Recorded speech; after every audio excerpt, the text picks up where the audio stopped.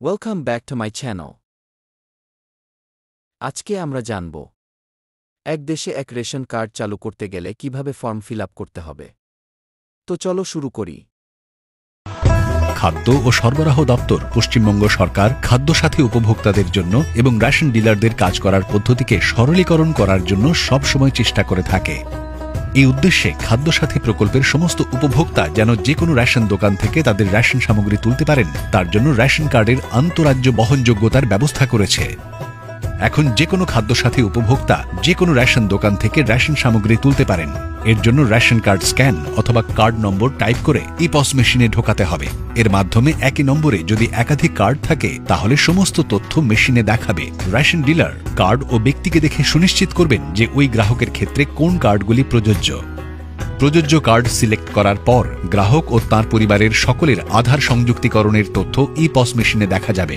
লেনদেনের সময় ইপস মেশিনে আঙুলের ছাপ দেওয়ার জন্য রেশন আধার যুক্ত রয়েছে এমন পরিবারের একজনকে উপস্থিত থাকতেই হবে।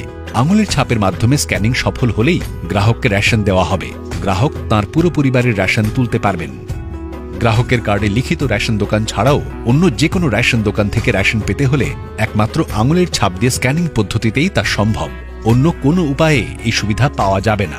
এমন কোনো উপভোক্তা যিনি আপনার রেশন দোকানের সঙ্গে সংযুক্ত নন, যার আধারের সঙ্গে রেশন কার্ড সংযুক্ত নয়, রেশন তুলতে এলে এক্ষেত্রে প্রথমে রেশন কার্ড ও আধার সংযুক্তিকরণ করতে হবে এবং তারপরেই তৎক্ষণাৎ তাঁকে রেশন দেওয়া যাবে।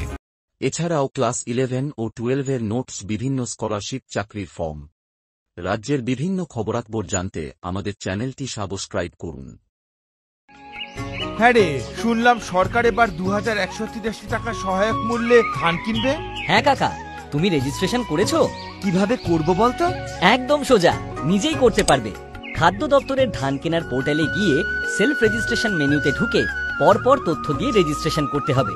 চাইলে তোমার মোবাইল থেকেই করতে পারো। কি কি কাগজ লাগবে? ভোটার কার্ড, আধার কার্ড, জমির কাগজ আর ব্যাংকের পাসবইয়ের প্রথম পাতা আপলোড করতে হবে। অনথিভুক্ত বর্গাদার হলে জমির কাগজের বদলে স্বঘোষণাপত্র দেবে।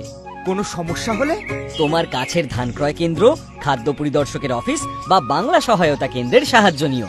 খাদ্য